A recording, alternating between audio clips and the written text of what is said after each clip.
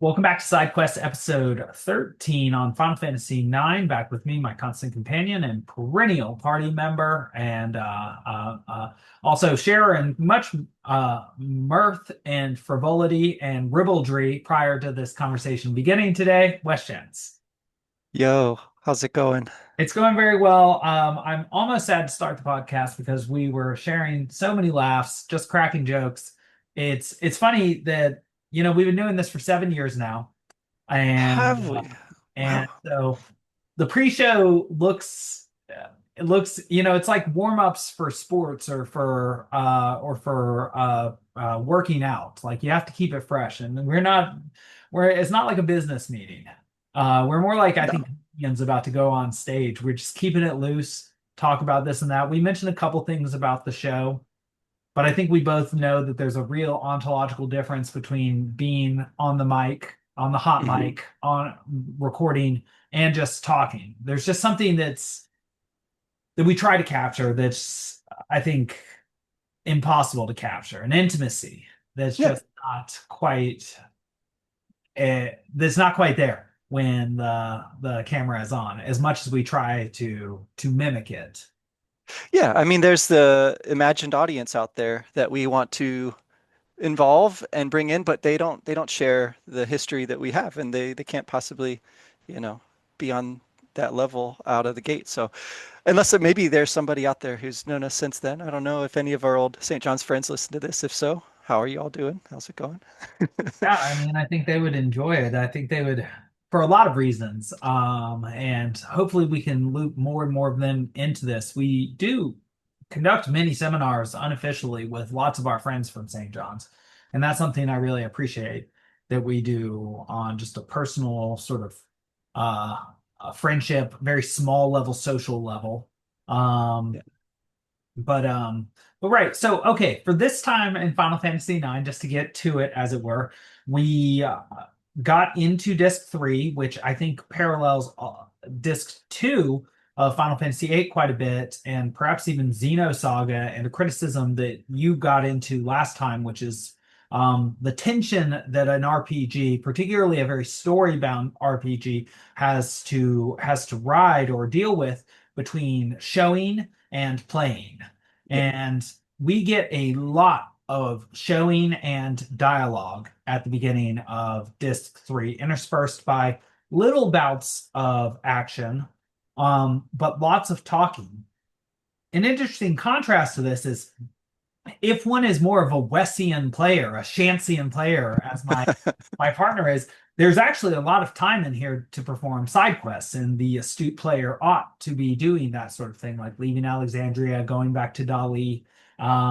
But I am not the astute player, and I let the force of the game motivate and push me. And so I found myself often, instead of extending my range and perception of the intricacies of the game, I sort of let the momentum of the game push me along, and thus lost my agency in terms of further exploration, but also in terms of playing. Yeah, I had to do a lot of watching. Um, but so we and perhaps there's some analog between us watching and the fact that there is a coronation soon to Yeah. happen. Yeah, again, something that we need to watch, like the dumb show at the beginning of the game, as well as the various sort of stories that we are shown to with darkened screens that are sort of like pseudo liminal dumb shows.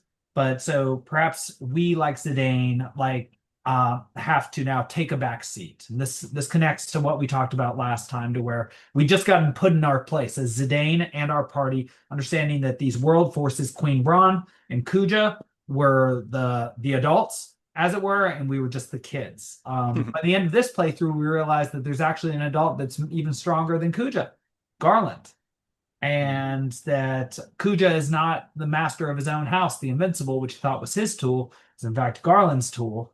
And perhaps even Kuja's understanding of himself is limited. That will be interesting to get into. But all that goes to say is that we had just had a reduction in our perception of our importance and our role in the world. and now Zidane is suffering in a bar lugubriously because of his reduction in his yes, his reduction and or at least shift in expectation of what his relationship to Garnett can be. He seemed to have stood a chance at someday dating her, even though that seems sort of impossible because she's to be a regent someday. But she has an identity that is, it has been explored at this point, but has changed multiple times as he's known her. So who knows?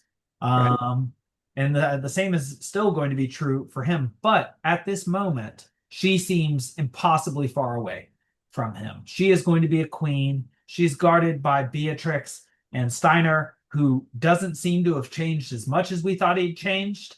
He still thinks Baku is a thief and shouldn't be around the castle. Thinks the same thing with the party, though he does let them in because of Master Vivi's request. But that's also the will of the princess, so he can't go against that. But he doesn't seem to have grown quite as much as we think or we thought he had. And so Mm. um There is one interesting little twist to his character that emerges here, of course, and that's yeah, around the love letter, you know, okay. much ado about nothing, little scene that happens. But yeah, I mean, Yes.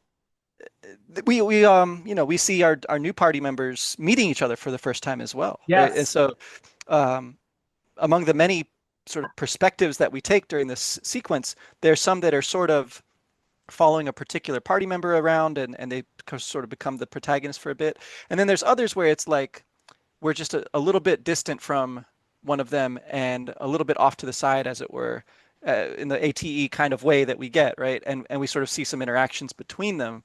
One of them being the first meeting between Freya and Amarant, and they sort of like, eye each other like aggressively slash. It's a little unclear, like at any rate, Freya seems to take offense, and they, of course, are about to fight until Zidane comes in and calms things down. Um, so yeah, so I think the question about like how much characters are changing and what view of them we need to have in order to perceive the ways in which they're changing is pretty live here, and yeah, there's not as much like action per se, um, but there is some really interesting shifts of perspective that we get and opportunities the different characters have to play their role when they're sort of on stage, as it were, and then also like when they think they're kind of off stage, what we see them doing. Uh, yeah, it's amusing. And I really liked your point last time. I was going to bring it back about what's up with the shift in our nemesis, right, from Brahne to Kuja and now to Garland, and who knows, maybe something behind Garland, right? But so there's like this procession of villains that are happening, and it's interesting to me to think about the ways that that might, like you said, represent something about the kinds of struggles that the development team faces in the course of their work on the series and on a particular game. And I was just going to throw into that. What I heard from Resonant Arc and other places is that this game and FF8 were actually under development at the same time. And if I'm not misremembering, I think that 10 starts up before 9 finishes as well. So there's always this kind of like overlapping succession of projects. They never really have a break between them, and so separate members of the team will work on separate games, of course. Yes. Um, but you can see how this in itself is in a way the most backbreaking of all the struggles, right? It's like the never letting upness. And so you can see how, in a play, in a piece of music, the rests, the interludes, the quieter moments are just as important for the audience's stamina, right? And perhaps for the actors and the crew as well. Like you need these kind of um, calms to go along with the storms, right? And a lot of the ways that this allows for introspection through the text, but also the images, I think is actually pretty effective. Like it might not be as exciting or necessarily as much payoff given what we had just seen building up. Like basically nobody talks about Kuja here, which is a little odd given that he's a major threat still and is on the loose. But anyway, yeah, this portion of the game, the start of a disc, Yeah, it does have some of that quality of the start of the disc in FF8 where you pick up in the quiet village of Win Hill and just kind of bop around with Laguna, it's a little bit like that. And that's good. I mean, I think some of that is good. And So that's in the third disc, right? The second disc is in D District oh, Prison.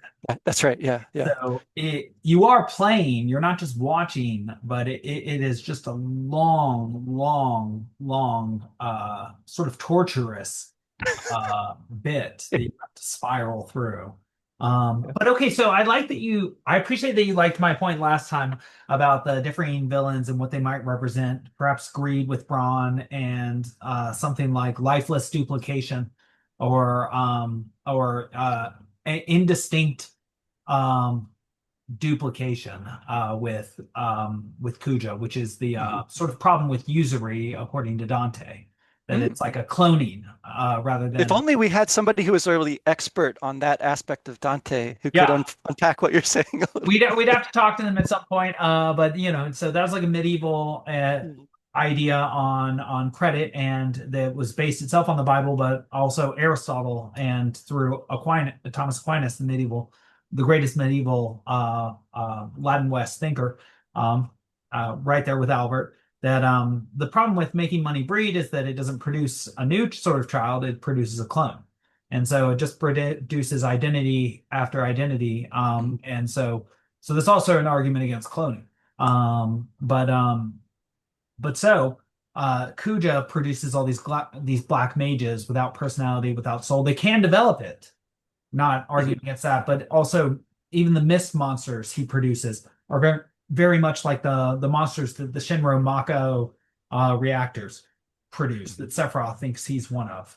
I did want to mention that one thing about stamina. Final Fantasy VII, I think, very famously makes an attempt at shifting the tone right after Aerith's death.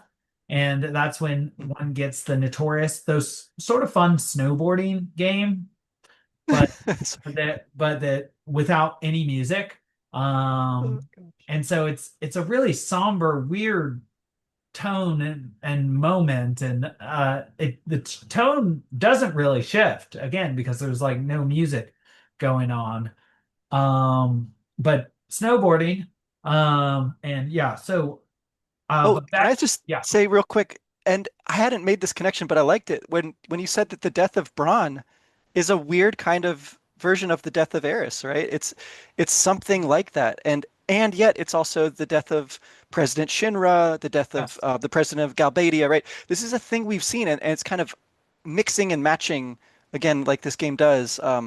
Those little components of past games of kind of staples of the series, and thinking about the death of a character on the one hand and the death of a political figure on the other hand, right? Again, it brings us back to the way the game started with the attempted kidnapping of the princess, which it turned out she wanted anyway, and so that's kind of almost like it's almost like the necessary ingredient here that we have to have those things, and that's the question is just how they're going to combine and interact. So yeah. yes. Okay, so to that point, I was thinking what Garland could represent him. He's not fleshed out yet, but No. apparently he has control of the Invincible, has come back to Gaia, whatever Hmm. it means at this time. And Kuja had not calculated, had not planned for him Hmm. to be a part of the things. In fact, was wondering why Bahamut was not during the siege of Alexandria, or rather, why Alexander was not taken over by the power of the Invincible after Hmm. Bahamut had failed to defeat Alexander. Alexander defeated Bahamut, and then Kuja resorted to using the Invincible to try and take Alexander.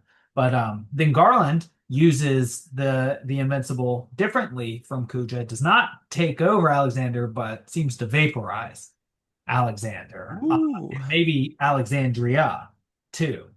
Just to mention another theme we've had, there's a return to Alexandria, a duplication of that, followed by another duplication going to Lindblom, and preceded by going to Treno and dealing with that terrible card game, which talk about as much as we like this time. It scarred me again this time going through, or next time. But it also makes me not want to play Final Fantasy VII Remake and Rebirth that much because I'm told that they have many, many, many mini games, and Yeah. I seem to have a distaste for mini games. But all that looped into my original point, which is that Garland may represent, and that he says Kuja has gone too far. You've gone too far, Kuja. And Kuja almost got to where he was supposed to, but then he goes off script. And Yeah. so that's what I'm wondering, whether Garland represents the sort of forces of conformity and orthodoxy and tradition, which Mm. try and pull the reins or pull the leash even on the Final Fantasy creative team and direction. So they always have to, under Sakaguchi, strive to be unique and different. But there needs to be some sort of unifying set of themes or characteristics that make the game a Final Fantasy. Perhaps also a level of quality, Mm. at least in these three iterations that we've talked about. Um, but Garland here would seem to be like, but don't go too crazy with it. Yeah. Right. And because even though you're not Dragon Quest, which is explicitly made for a Japanese audience that prefers traditionalism and orthodoxy, to the American Western audiences like France, which also gets localizations of this early on, um, preferred creativity and novelty, and still do, and disparage Hollywood for lacking it right now with their Marvel movies. That's right. Um, but but even with all of that, it still needs to be recognizably what it is. I wonder almost as if Garland is a response to critics of Final Fantasy VIII, That saying, could be. Yeah. "I heard you. You said we went a little too far there. Now in this recapitulation, we're putting back many themes like the boss behind the boss behind the boss. There was a little bit of that in Final Fantasy VIII, Yeah. but in some ways much better done and not as quick, or yes, Almost not as arbitrary. stark and almost Yeah. arbitrary as you see in, I think, a Final Fantasy IV, Yeah. Yeah. Right. and maybe even three, with the ones that have what is it, X Death and like net Zeromus, I think is the yes, name. yeah, Yep. Zeromus, yes, where they have these like figures of death that sort of come after the final fight and are the real final fight. And Final Fantasy IX will have that sort of thing too, which will connect it with earlier iterations, but is perhaps a criticism of the critics because Final Fantasy VIII actually does this theme very well, so well that it doesn't seem to be in accordance with that sort of negative uh, theme that Final Fantasy will occasionally just drop a final boss on you that comes out of nowhere. There's like a criticism of mystery novels where like the killer, you couldn't possibly have put it together. There's just some clue that only the author knows that they share at the last moment. Hmm. And so that's like a mark of a bad, or a limitation of a mystery novel. And so one wonders whether the ending, and we'll have to get to this, and the last boss in Final Fantasy IX is itself a response to criticism of Final Fantasy VIII, which may have actually developed the concept in a superior way. Hmm. Hmm. But so Garland's like, well, you get what you want here, and we Huh. will return to tradition, even if it is not as good. And I wonder if that might be what he represents, like a return to something rather than a genesis into something new. And so you get what you want, but perhaps, perhaps that's a problem. You get Exactly. kind Well, of gone, please. it's like, taking this like expectation of the series, which doesn't necessarily have a way of being integrated into the story. It just sort of drops on you at the very end. And then taking some pains to really integrate that into the story throughout the game Yes. and its themes and everything. And then you get to the end, you complete it, and in a way, it's almost a letdown that there isn't some surprise. Well, I Right. mean, there Oh, is, right? You wow. have No, like no. Omega Weapon, you have like those optional super bosses and stuff, but that's kind of the difference, right, between like the ways that these mini games, they exist and you can sort of avoid them like a super boss, versus maybe arguably in FF8, like the card game is quite integral. Like you almost have to be Yes. doing that to succeed. In FF9, the card game is something you can ignore, but then suddenly it's actually something you have to do to progress here, kind of out of nowhere. Um, Although I will say I haven't actually done it yet, so I'm slightly behind the curve on this, but I do remember like the ways that the mini games in FF7 were tonally kind of out of nowhere sometimes. Um, it seems like that is one of those things that players just sort of expect and are okay with, right? On the one hand, but then if you do integrate the game too much into the mechanics, suddenly people play FF8 and they're like, "What the heck? Like I have to play this card game in order to get these good these spells, this magic, whatever." So just there's always that kind of balancing act with the audience and their expectations. There's always that danger of getting something that's working, changing it up in a way that might arguably improve on it, like innovate on it, but the audience nevertheless being disappointed, frustrated, just whatever. And so yeah, thinking of Garland as like this kind of aspect of the tradition that pops up and comes at Kuja, who's trying to do his own thing. That's quite interesting. I still think of Baku as kind of like a Sakaguchi stand-in as well, right? The way that he is just kind of like popping up out of nowhere and like doing stuff that messes up, the carefully laid plans of others. Just kind of like ruining the moment with his sneeze, but then just sort of like guffawing as he goes along his merry way. Like I think these are all maybe in the way that characters in books always are, they're all sort of aspects of the creators that are just being, highlighted, exaggerated, and aspects of the circumstances of the creation as well. Um, yeah, I mean, I think it's pretty interesting that in the little bit of backstory about Amarant that we get here, it again is his encounter with Zidane in the past, right? So when like an aspect of the character, this sort of lively, vibrant, kind of carefree character comes along and encounters this very, you know, um, uh, kind of scary, intense, and quiet aspect. They shift, and as we get to this part of the game, it's Zidane who is down, who is unable to speak, right in that key moment.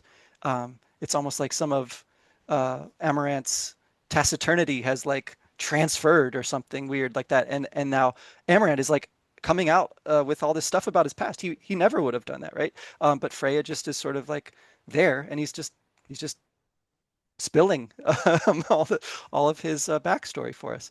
Um, so yeah, so I just yeah I think this kind of you know um, layering on of both the development and then also the possibilities of the different characters is done yeah pretty well here. Again, better with some characters than others, but I think that's inevitable. Well, and I think so. Yeah, so we continue to get, I think, superior development of Eiko as a character. Mm. She's smart and plucky, right? So she goes and seeks out this nerdy owl who she uses a stereotype to identify as wise, but she's entirely accurate. He is our wise character, and there's an interesting question there that's raised about characterization in RPGs and in fiction. To what extent is it based off stereotypes? Because of course Yeah. these are generalizations that are individualized, and so how are they different from stereotypes? And perhaps more interestingly, what can they do to shed light on our use of stereotypes or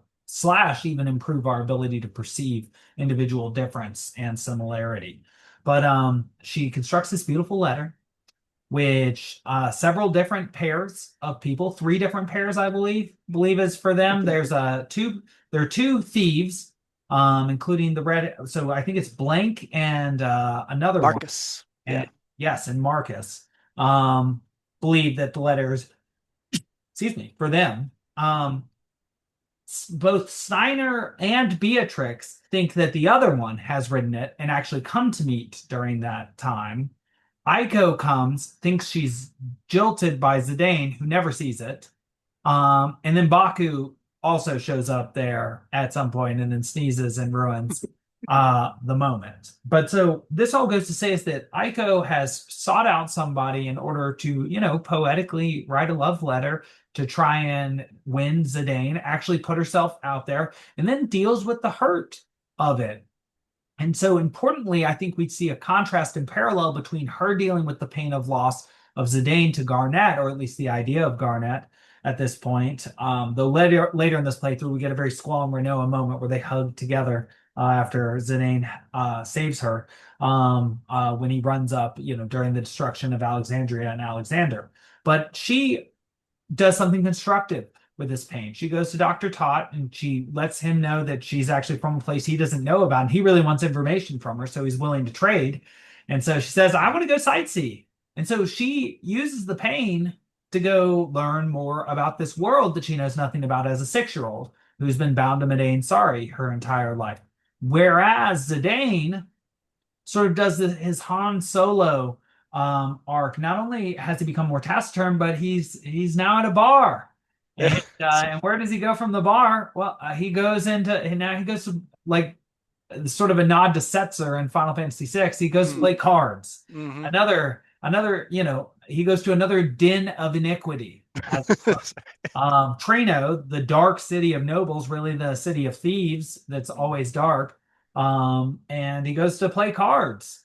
Which is this totally random, like obvious ploy to get his mind off of things, but also shows sort of a generation of character, right? Like he's gonna go play a game basically of chance. And in this game, particularly, Tetramaster is a game of chance. Yeah. Something There are lots of mechanics to it. It involves the mini it's a very interesting game that could be good, except for the fact that it has an RNG problem, random number generating. So because there are rolls of the dice with each of your cards, even if a card is very strong, it can still lose to a very weak card with a bad roll. Yeah. And since these are random, this means that the game's outcome can sometimes and or even often be random, even if you have very good cards and play very well.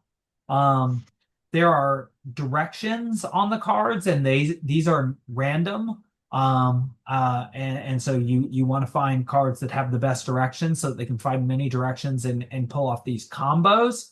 Um, but the best advice I can give to you, Wes, and this is the best advice I saw, which is to try and lure the AI of the computer into surrounding a weak card of yours, dropping a combo late so Mm. that so they might have you like 5-0, but then you have 5 of their cards lined up and you beat one with the directional arrow and you take the whole segment. Ah.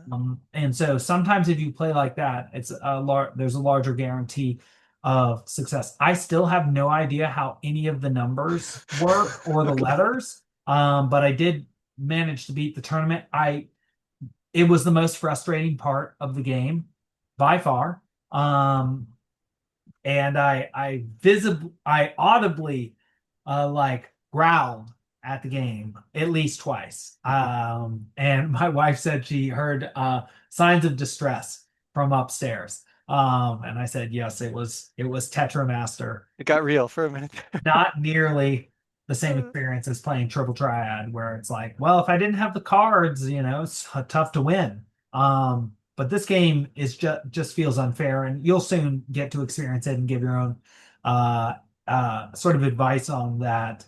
But like you said, we see all of these ATs. Not only do we get development of Eiko, who seems to be going in the right direction, uh, Zidane, who has this nadir, but then has a heroic moment. But these ATs show Amarant, and we learn a little more about him. You said Vivi, we can learn, or we can choose to learn a lot about. He can go Oh yeah. home, and which is what I chose, and we can see his grandfather as sort of a spectral, a Macbethian father of, or sorry, Hamlet like father, a kingly father figure.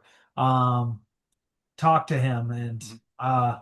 and that's kind of cool. So we get more backstory on Vivi, a little bit more on Amarant. You get to see Eiko deal with the consequences of her actions and her own and her plans and have to change her plans. And then also Zidane.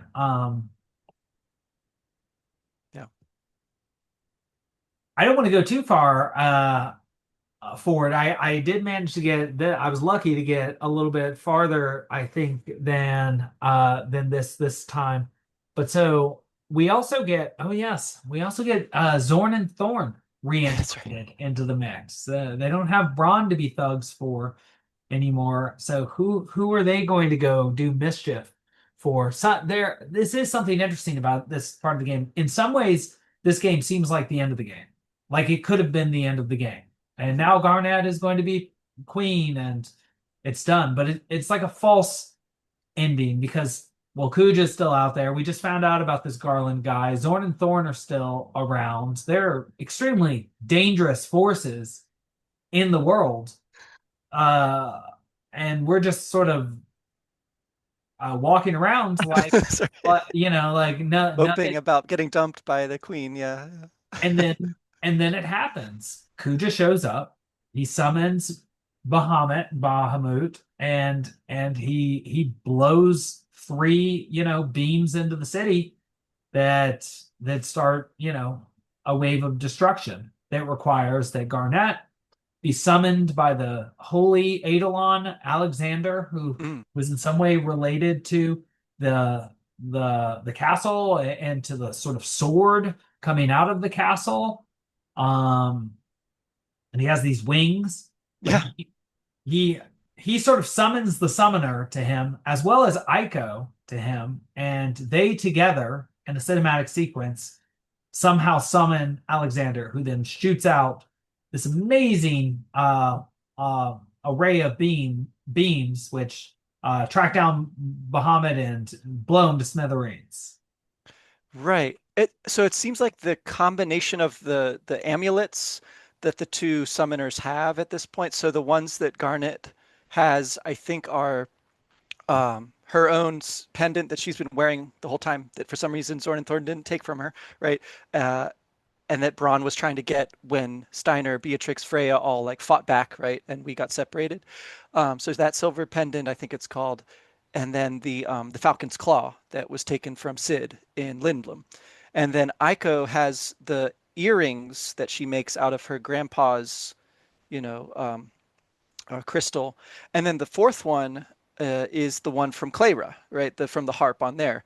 And so when these four jewels are brought back together, presumably this is what Braun was trying to do all along, right? Is bring those together to summon this ultimate sort of place-based, perhaps. I don't know if it's mobile, but this kind of like city angel, holy, uh, Genius. Alexander.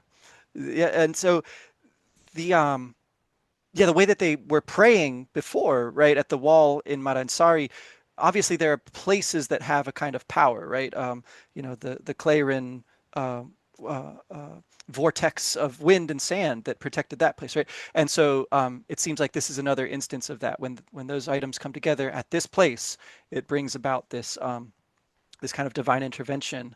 Um, and yeah, like you said, Kuja seems to think that his plan is going great because now he can steal that one too, because it's been manifested.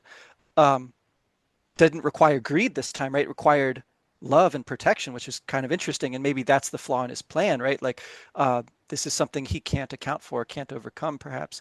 And as you said, it's the instrument of this, of course, is Garland uh, in control of um, the thing that he was using before, and that prevents him from using it again. That eyeball thing.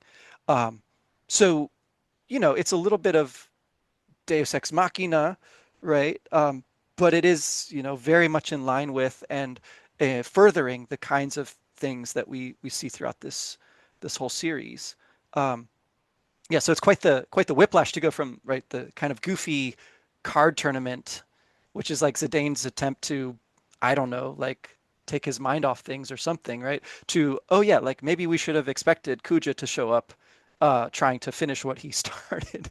Um, so at the very least, the the interlude here uh, brings elements out of other members of the party that otherwise we probably wouldn't have got if we had just kind of continued with that thrust of the story. And yeah, there's a lot of game left here. We can't just take on Kuja too prematurely, right? Like we tried that already, didn't really work at the end of the last disc. We weren't quite prepared. So yeah, it would make sense if we were to like join up with Beatrix, which again happens here, right? Seek out Fratly, find these kinds of things out that Dr. Tot seems to be trying to find out that are going to build us up into the kind of party and the kind of um, powerhouse, force that can take on Kuja and I guess whoever Kuja is really serving at the end of the day here. Um, yeah.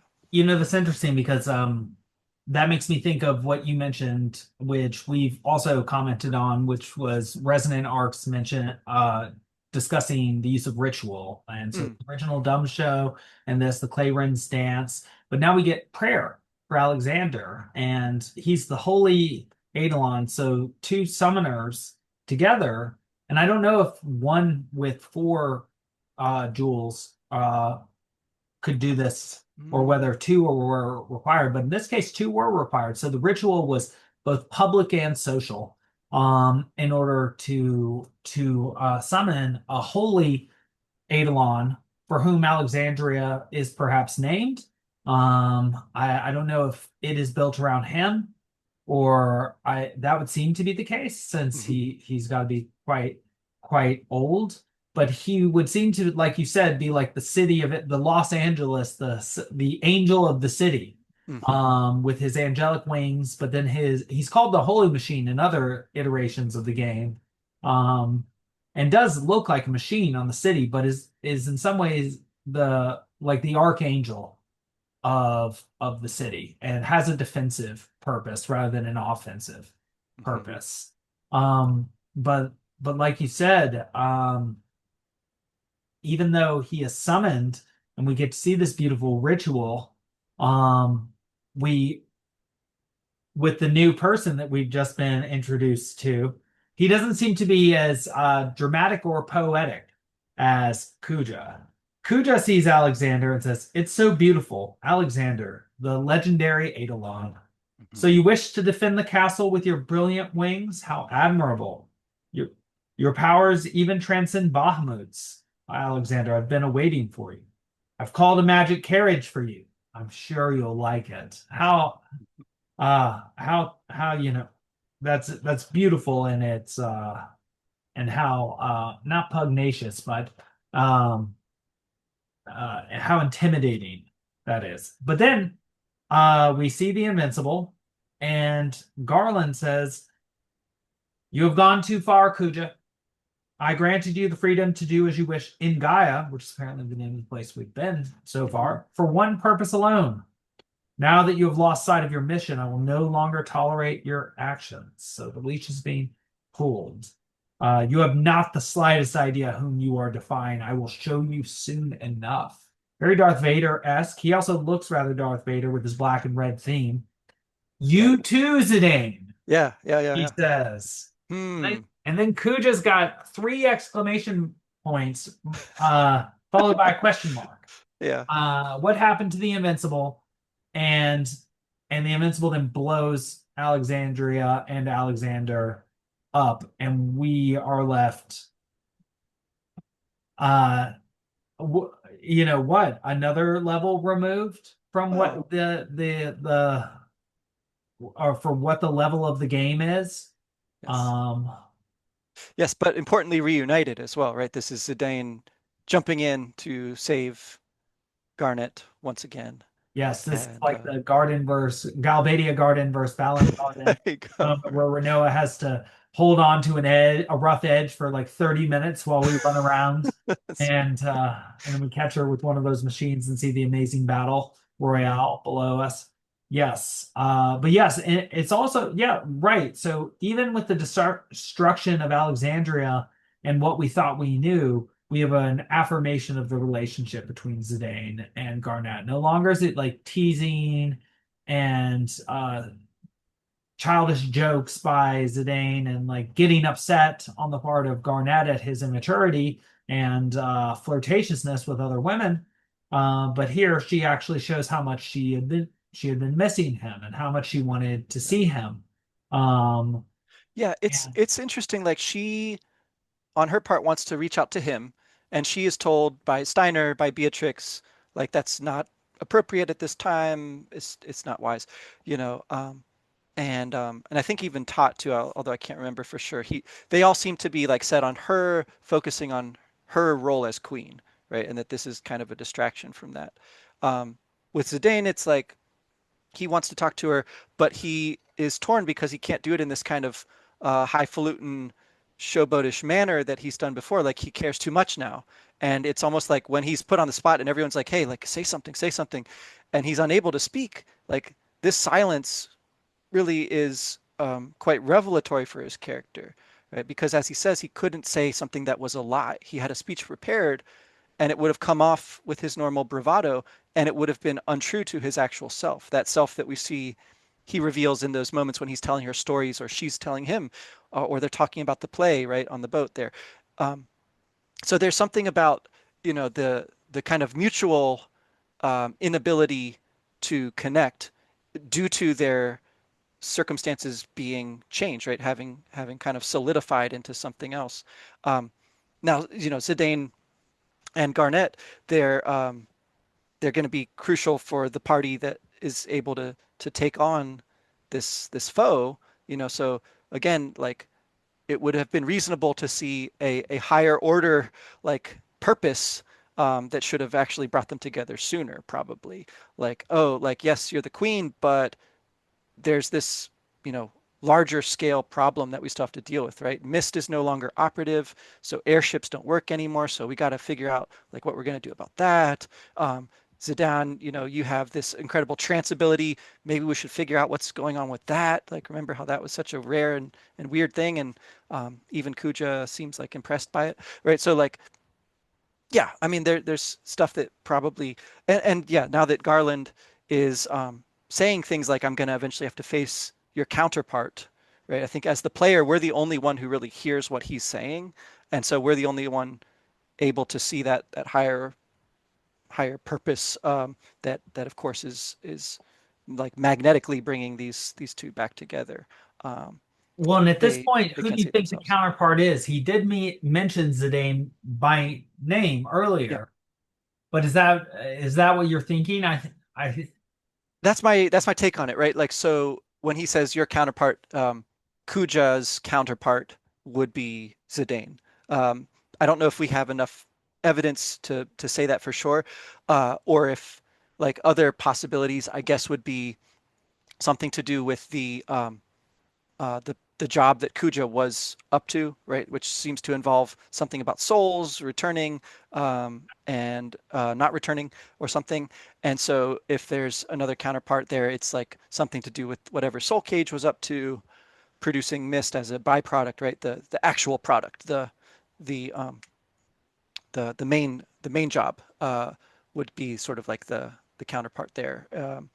And so this Garland figure, like many things, is also an allusion back to earlier games in the series, right? He's a name, I think, from the very first game. He's like sort of the big bad of that game, um, and the Invincible is an airship in one of the other Final Fantasies also. So there's like again this insistent retrospective quality to everything, looking back at previous games in the series. Uh, yeah, they're forming their own you know, mythos and ritual, even as they comment on and sort of draw from rituals and world myth very liberally. and of course the only part of the Invincible we've seen from the outside is a giant eye. Yes, yes, So maybe a bit on the nose that a part of these throwbacks is seeing them, and yes. and they're made to be seen by the audience, these illusions. Garland also brings up fate, Mm. that he has a fate, even though he's an immortal being, and that Kuja seems to have had a fate. Perhaps this was his fate, sudden ages past. I never imagined he would choose to end his remaining days on Gaia. Kuja did well. If only he lasts longer. Eventually, yes, the circulating souls, so something I've been mentioning, we now get confirmation of, will no longer belong to Gaia.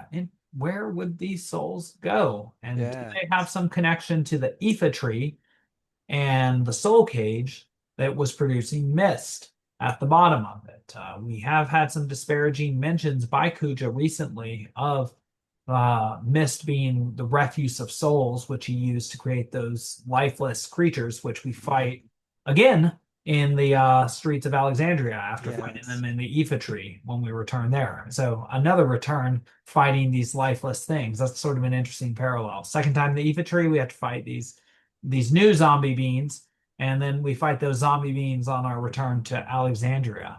Um, but right, he mentions a counterpart to Kuja, and I just find that curious, not because I doubt that Zidane could be the counterpart, but at this moment, he's like playing cards and crying in a bar. He does heroically save Garnett, so he, Yeah. he does shoot back up to a heroic sort of figure. But the notion that he's in any way a counterpart to Kuja on his silver dragon, who can Hmm. summon Bahamut and use the invincible to try and take over Alexander, please. Yeah. Kuja is impressive and apparently did almost everything that he was supposed to do. And so we find out that he is a part of a larger plan than the plan that he had made us a part of at the end of Disc 2, right? He's like, everything's going according to plan. You are all just my pawns. I'm the Sephiroth Genova, you're the Cloud.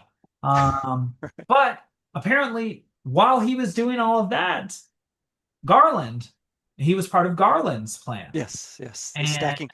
Yeah. yes, yeah, the what, the Matryoshka, or what, like Mm, the Russian doll. And exactly. so actually his agency has been far reduced, though still not to such a scale that like the Lucifer and Giant and Dante of it, we're the Dante. Yes. You're just still, a giant. And then there's this Garland figure who's, from the heavens Hmm. and literally extraterrestrial. I think we'll find out that Kuja is too, but we've seen him on the ground and sort of in this liminal space riding on a dragon between heaven and earth. Um, so um, so uh, the the idea that we are the counterpart is almost unbelievable. It's like when one finds out that one eventually is going to have to fight Sephiroth and Calm, when one sees the level 1 Cloud doing like 14 damage, and then the level 50 Sephiroth doing like 3,218 damage. How are we going to be the counterpart, or how is Zidane in particular, not to mention all the help he gets, supposed to be counterpart to this Kuja, especially so late in the game? We're on Yeah. the third disc. There are 4 discs. How much growing, you know, can he do between now and combat with this, this now rendered secondary force? Yeah, right. So like the things that we think of as being powerful, right? The summons are pretty much off the table as far as he's concerned, at least in terms of like the story version of events here. He will just take them over if we summon them. So that's like the main um, ultimate weapon that we've seen to this point. Um, that thing that's in the sky that controls summons seems to not entirely be under his control, however. So like the way in which Garland and Kuja have this division between them, right, is the counterpart to the way in which all of our characters at this point have really kind of come together and Ah, rejoined, that right? And so again, this like power of love kind of theme seems apposite here, um, and also learning, right? Taught in his learning is kind of um, a wild card, but he is the thing that Eiko turns to when she needs a love letter, right? So again, like the combination of her kind of innocent but very ambitious desire with his sort of unobtrusive but nevertheless always curious, always inquiring sort of intellect, right? Those two things come together. They create this thing which only the mighty Baku can stop from achieving its end. And so yeah, so like the other version that this takes, I think, is in the library, which is where you're running by when Baku comes out and knocks Aiko off. If you go back to the library later, during the attack on Alexandria, there's an optional super boss that you can face there. You could have fought it earlier when everyone was Steiner getting out of prison and all that. It's also possible to fight it at that point, but it's much more difficult because I think you're just Steiner and maybe one other person at that point. I forget. Uh, but at this stage, you have party of Zidane, Freya, Vivi, Amarant, and so it's a lot more doable. It's a book in the library which you can challenge, and then the book sort of like flips its pages, and at a certain interval of pages, it is possible to take on. It's called Tantarian, which I don't know if that's related to Tantalus or not, but the book says Alexandria on the top, and so it's again like this, you know, this iteration or manifestation of the place itself, Mhm. and the way that its power can can lend its aid to your party. The big prize for fighting this thing is a pair of running shoes, which will give you the auto haste buff essentially. So it's super useful.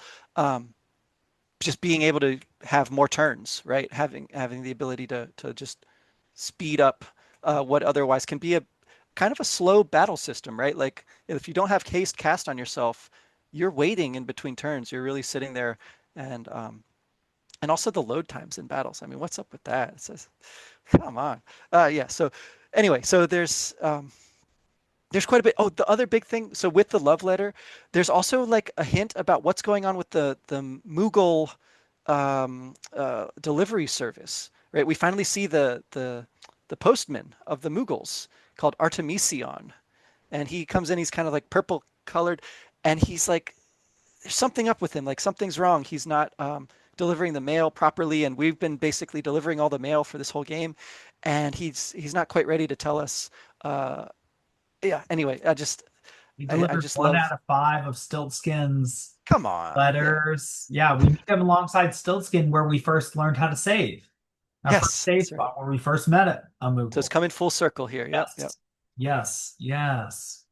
Okay, well, and I just have to mention because this game is heavily influenced by Star Wars. And in fact, took a quote straight from the Star Wars The Phantom Menace trailer, which came out just a few months before this game. But Mm-hmm. like the anger, or what is it? Fear leads to anger, anger leads to hate, hate leads to suffering. Quote will be in here. But Mm-hmm. Garland set to the red, with the red of the Invincible's eye below him and his black cloak with a red sort of console or gem in the middle looks very much like Darth Vader. Mm-hmm. And so I would say, just visually speaking, I have high hopes for him. It's almost as if he is the masculinity of Sephiroth mixed with the it's almost as if Kuja is the feminine beauty of Sephiroth and Garland is the masculine, and maybe that's what was missing from Ah, Kuja, that he's beautiful like Sephiroth, but not as menacing. right. And I don't know if that's a more masculine than feminine quality. Perhaps it is. But that's something that this character would seem to have. You have no idea whom you are dealing with, he says, and we really don't. That's Um, right. and so and so this guy seems like the old wise king in battle mode, Mm-hmm. whereas Kuja has now been reduced, sort of like we've been reduced to prince. We're still maybe Aladdin, beggar who will become prince, Yep. and maybe has princely blood, but it's hidden from him at this point. But Kuja's been demoted too. No longer a big bad. He is Yep. more of a minor figure, but because of that, perhaps we'll get to see him strive towards a goal in a very Zidane-like fashion, though a very Mm-hmm. different goal from Zidane. Like you said, our strength is deriving from the cooperation we're benefiting from with our team. Perhaps even though there are disparities in power between us and Kuja and us and Garland, the opposition between them can vitiate both of them Mm-hmm. separately so that we might be able to take them on so that truly the more powerful foe because of divisions, loses, like Sephiroth loses to us in Final Fantasy VII with his divided consciousness as well. Right, right. Yeah, Uh, too many things going on, too many things he's trying to juggle. Um, yeah, it would be interesting. In that way, Kuja would be a little bit more like Cypher or something, right? Like, hmm. he was serving this thing, and then for whatever reason, other elements cause him to rebel, like Yeah, more that's fully like interesting. rebel. I like that connection because they both do have personality and their own goals, which is something I appreciate about both of those characters. They're the sort of antagonist that is perhaps my favorite antagonist that Final Fantasy develops, the unhateable antagonists. Like you hate them while playing through the game because they're constantly fighting, and maybe Seymour's there too, maybe Yeah, not. We'll have to talk about that. But they really pursue their own ends. But they're different ends. And we talked about that a lot with Cypher and Squall. They both are pursuing this hero archetype, but they have different friends. They have different and they have different ways of going about it. Um, but here too, Kuja, I think, will be revealed to be he's already been revealed to be extremely resourceful, like Zidane, and good at getting what he wants. He doesn't get everything he wants, but Zidane also does not get everything he wants either. So, though he seems much closer after having saved Garnett. yeah. But the That's what problem Baku says. He's like, hey, you can't be in Tantalus because Tantalus gets what they want, right? exactly. Yeah. Exactly. I love that. I love that point that Baku basically said, no, you can't come back here as a second, as like yeah, as a second prize. Tantalus people are winners. They don't remain in a state of being tantalized. They get what they want. They strive for what they want more than anything, and only people like that belong here. And so, no, you can't return to Tantalus if what you want is actually still out there, and you're coming back to us rather than striving for what you want. That's the wrong ethos.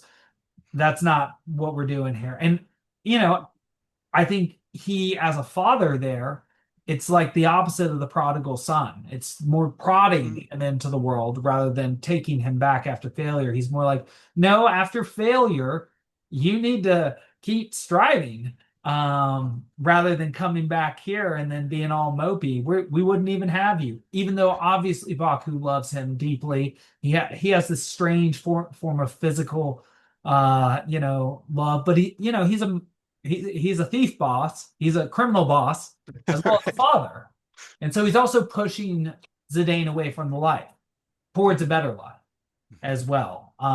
Which is the like sort of interesting contrast you see in at least fictional representations of criminal bosses, like Tony Soprano, for example, doesn't want his daughter to be in the business, doesn't want his son to be in the business. Because his fatherly instincts wants a better or a safer or a more legit or just different life for his kids than he, as like mob boss, wants to recruit a useful person Yeah. to his organization. But yeah, okay, so a lot of interesting things happened this time. I think I really should say that we got the triple question mark, or sorry, the triple exclamation mark question mark should be the expression for what's happened during this section of the playthrough. Yeah.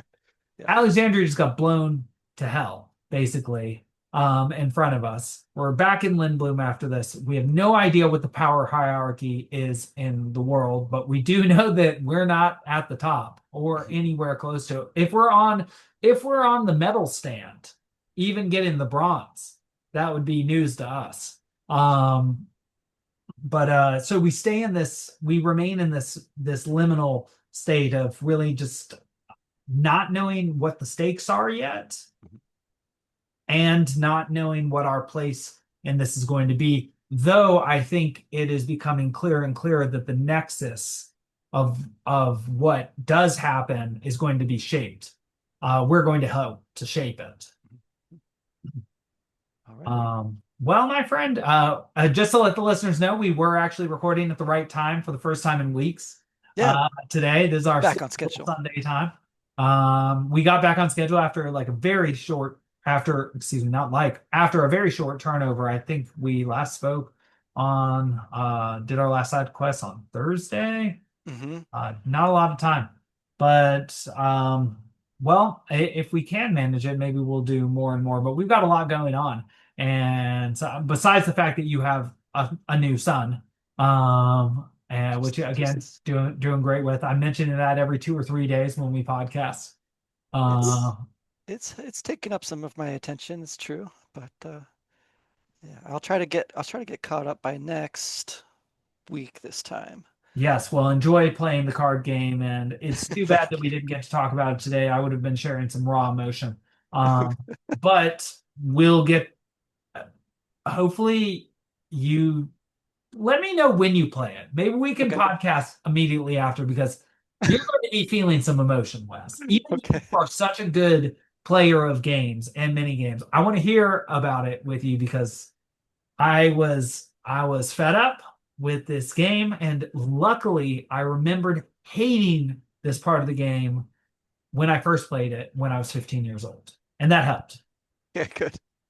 Some things don't change. Some things do not change. All right. Until next time, my friend, signing off Okay. with the Moogle. Sign in the book. Thanks again. Take care. See ya.